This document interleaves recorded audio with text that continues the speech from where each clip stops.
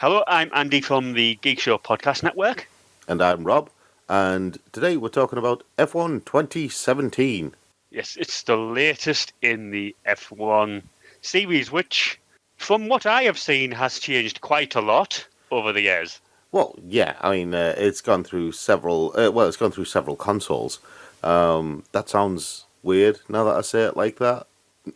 It sounds like some. If someone sat down and went, "We have to sit down, talk to you. How can we improve?" Well, it just sounds like somebody got frustrated with one console and then just tore it apart, like some strange gamer version of the Hulk. I don't know. That gamer rage, you've really got to get over it. Anyway, F1 2017 is the latest addition to the franchise from Codemasters, and it's not been long since Codemasters did their first full version of the F1 game on the PS4. The PC has kind of always had a version of the game. And I'll be honest, when you get right down to it, there are a lot of options to play and a lot of help that allows you to play this game on a console. But I'd still recommend playing it on a PC because of the graphics options. And that's one of the things that plays a big part in this is the graphics themselves. Now, just basically getting into the nitty-gritty, because I know you've had a look at this as well on PC, Andy. Yeah, I gave it a decent go, and I noticed that it's very complex with what you can do on the game. Oh God, yes. But that's an F1 game through and through. Now, obviously, with F1 as a motorsport in its own right, every year they bring out new regulations and new car safety features and that sort of thing, and they try and balance the playing field. And a lot of people who aren't into F1, they might not fully understand the reason why they do this all the time. And one of the reasons is because technology improves at such a rapid pace. The other thing that I like about F1 is a lot of the technology that appears in Formula One, in the top end, because Formula One literally is the highest peak of motor racing. And a lot of the technology that they develop from that will eventually cascade down into your average production car that you'll buy to ferry your family around or for you to go to work. No, seriously, this is the thing. Yeah. It does. It cascades down, and that effect is there, which is one of the reasons why F1 is kind of important. But those new regulations are part of this new game, and they do have an effect. But the first thing that you'll see when you get into the F1 game, in fact, with most F1 games, the first thing that you'll see is menus. I noticed as well, the first thing that you saw, it wasn't when you went into the main career mode. It was as soon as you loaded up the game, you made your driver. Yeah. And the thing is, see, there's a nice little thing with the F1 games. If you go for a low-end team, right, on career mode, if you go for for a team that's at the bottom end of the racing spectrum, so maybe it's a new team, maybe it's a team that's not been doing too well, so Force India or someone like that, you'll have a much gentler career progression than if you go straight in with Ferrari or Mercedes or something like that, or even Red Bull. But yeah, the create a driver, then you're offered menus, and you have menus, and those menus have menus, and those menus even have menus as well. And I'll be honest, the menus, I actually prefer the menus in 2017 to the menus in 2016 or 2015. There's a host of customization options that are available through the menus and these menus are even accessible when you're in the pits or when you're on track, and you don't have to leave practice or the race to basically access the menu. And you can control things like the user interface, the weather, the time of day, camera position, the difficulty of the AI, which that's a simple slider, which makes it really easy. There's all sorts of customization options with the menu, and it does give you, in some ways it can kind of make the game too easy, but that doesn't mean you lose your kind of immersion in the game. There are some other things as well. There's like 4 short tracks that have been added, and 11 classic cars. There's invitational challenges, stuff like that, and all of that is all well and good.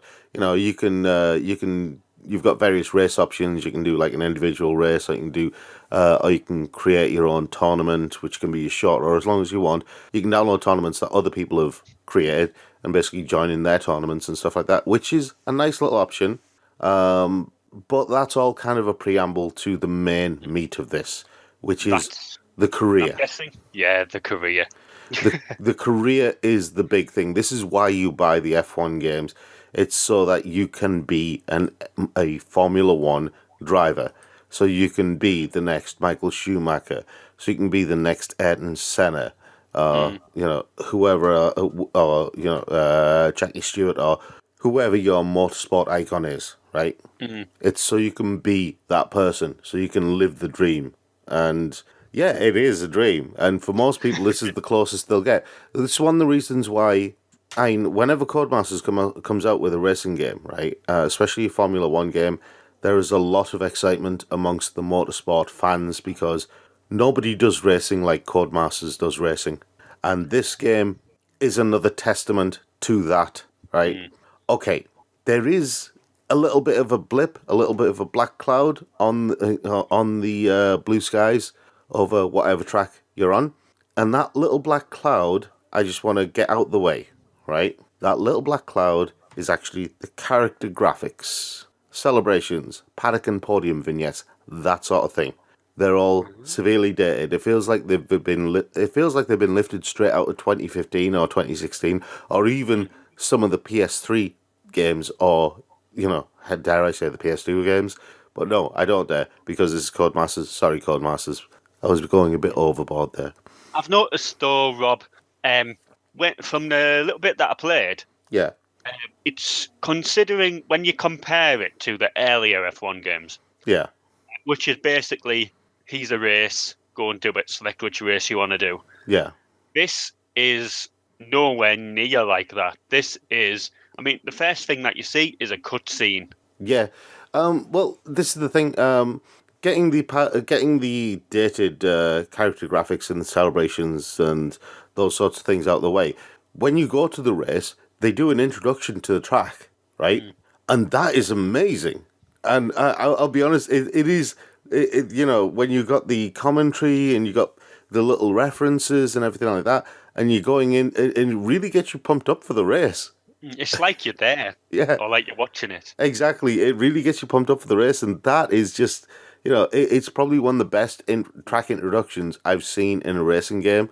It is just fantastic. And when you're actually on the track as well, you've got some amazing weather effects, and I love the fact that when you're when you're on a kind of a drying track, you can actually see, it's a lot clearer when you see the racing line develop from the Mm. beginning of the race. You know the black tire marks that go around that show you the perfect line to go around the track. Yeah. That's called the racing line, okay, and that you can see that actually developing over the course of the race. And on a dry track, it develops a lot slower than it does on, say, a wet track because the wet track dries out, or the damp track dries out. So you actually have that dry area, which also highlights the racing line. Wet tracks are amazing though because the reflection of the lights and the rain coming down onto your visor, not onto a windshield, onto your visor, right? And that is just no. This is one of the best bits about it because when the rain lands in certain ways on your visor, you can't see through that bit. So it literally is. You have to go on instinct and your muscle memory of the track, which adds more realism. It adds a lot more realism to the race. You actually feel like it's the rain coming down on you, like you're actually there racing in that weather. And while you're on the subject though to weather, that also it'll affect how you're running on the track as well. It affects your strategy, which I know strategy plays a really good part, a really major part. Oh yeah, In it as well. strategy plays a hell of a big part. But we'll get to that in a second. Just a little thing about the actual racing, right? Now, there's loads of options in the game on PC and on console for you to use steering wheels, right? For you to use pedals and gear sticks and steering wheels and stuff like that. And I have seen some amazing setups for the F1 games, right? For PC, especially. I've seen some fantastic setups.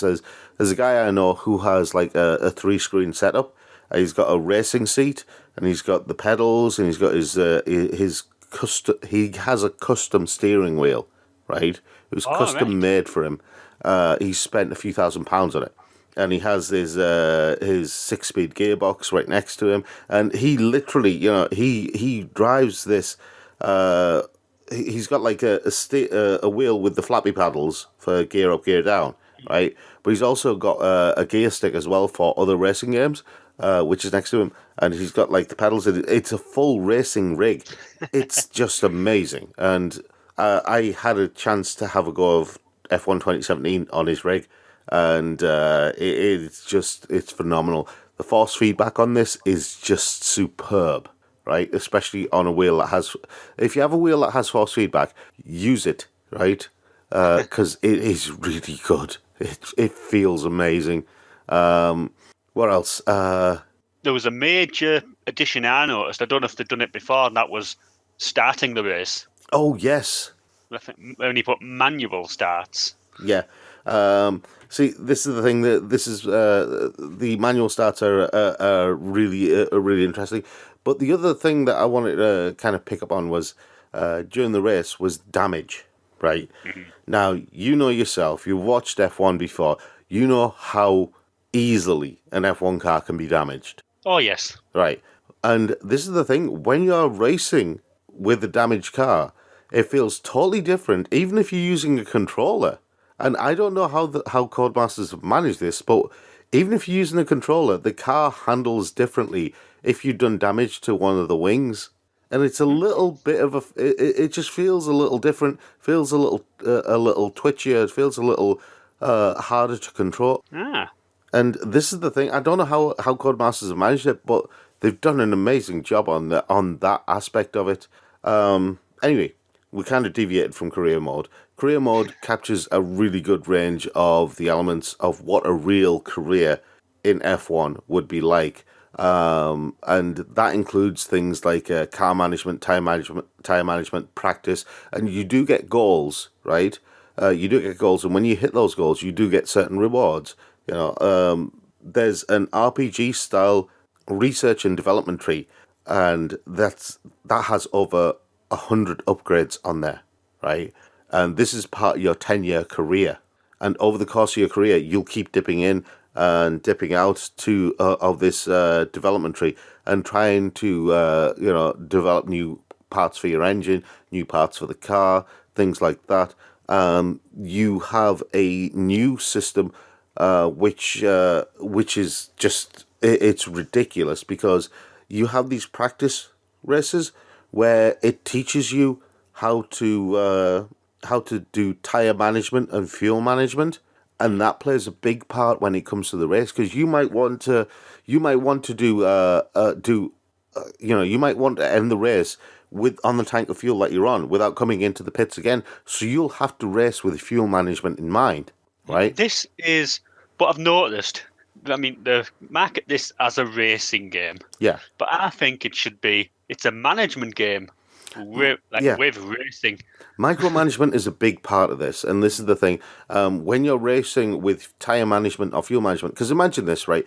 Imagine that you've got dry tires, right? You've got slicks on for a dry track, yeah? And then it starts raining a little bit. So you have a choice to make. Do you pull into the pits and immediately switch to intermediates? Or do you go for full wets? Or do you stay out on your slicks for a little bit longer? Maybe another lap, maybe 2 laps. Do you hold on and see how it goes? Because that decision will affect the rest of your race and whether you win or lose. Do you see what I mean?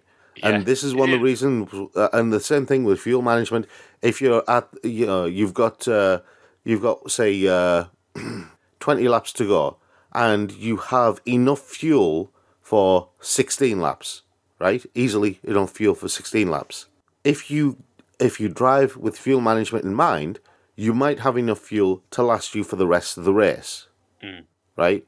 So, do you pull in for a quick top up or something like that? I mean, my numbers are off, by the way. Okay, so don't. So racing purists, don't go for my numbers. Obviously, my numbers are off. I haven't worked it out properly, but I'm just throwing numbers out there because I can. So sorry, they're not accurate. I know that. Okay, but that's the thing. That's a big part of it, and that becomes part of your career strategy. That becomes part of your race strategy. That is one of the really realistic aspects of the career mode. The other thing that's another real big part of the career mode is component reliability and management.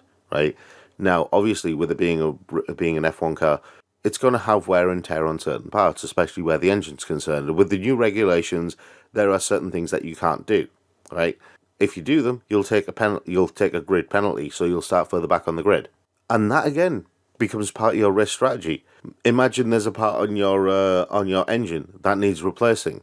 If you can run the risk of doing the race, just leaving it as it is, but the engine might break down, so you won't finish the race. Or you could replace that part and take a grid penalty and start further back on the grid. Very, very strategic. It's very strategic, and this again, thing is, this adds to this feeling where the game, the game itself can feel unfair. It can feel frustrating at times. But you know what? That's actually a good thing because it's consistent with real world F1. If you won all the time in F1, it would be boring, right? If you won all the time, life would just be tedious. And a lot of this frustration, a lot of this unfairness that people will probably feel with this game, that actually comes from their choices during the race. I've felt all sorts of frustration with this game. I've felt like, oh no, why? But then when you look back at it, you're like, I made that decision. I made that call. That was my call to basically stay out for an extra lap on tyres that, clearly weren't suitable for the conditions. That sort of thing. So this is the thing. All I'd say is if you feel the game's unfair or frustrating at times, quit complaining. Usually it's because of your own decisions. The sound is amazing on this. The cars sound amazing, and there's some what I would call interesting dialogue.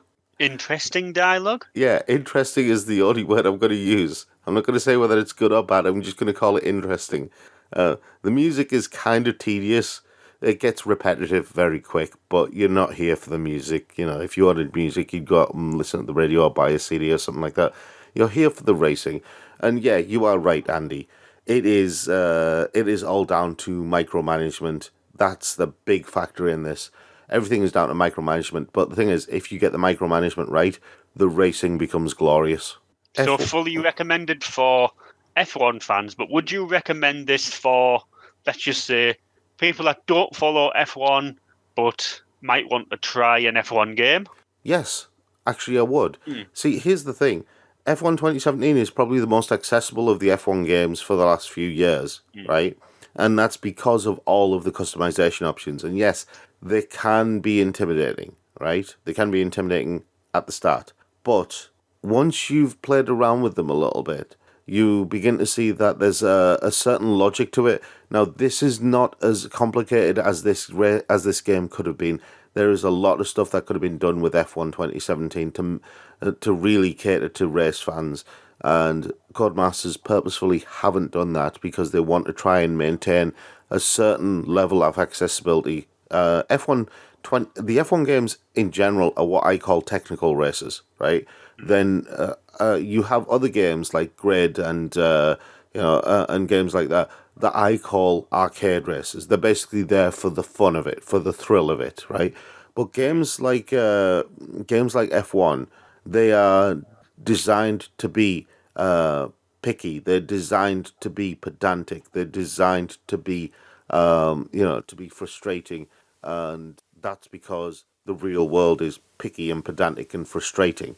The real world of racing is like that, and so when you have a sport that is as focused on micromanagement as F1 is, the game has to reflect that, and that adds to the realism of the game. So the people who get that aspect of the F1 games, they will love this game. The people who are, F1 fans will love this game. It is truly a superb game if you're a motorsport fan.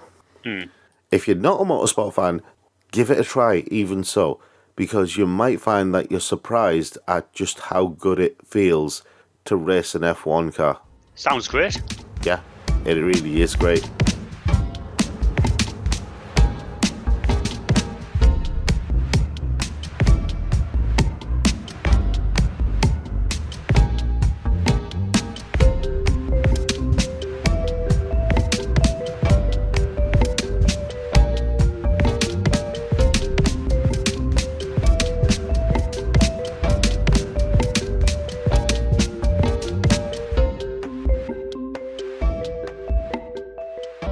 If you liked what you've watched, then, subscribe to us and check out our other interviews with some interesting people we found around during our journeys around the UK and other places, or check out our other conversations about other video games.